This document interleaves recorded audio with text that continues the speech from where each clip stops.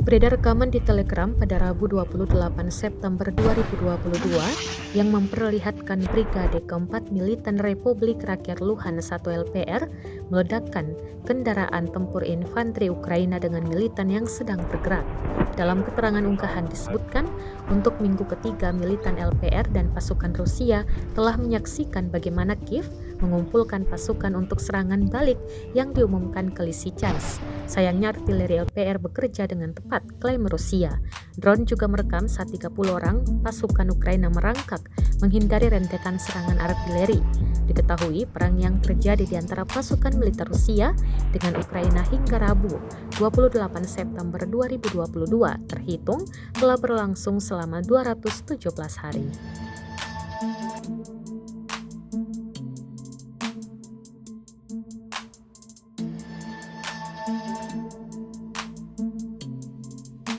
Terima kasih sudah nonton. Jangan lupa like, subscribe, dan share ya.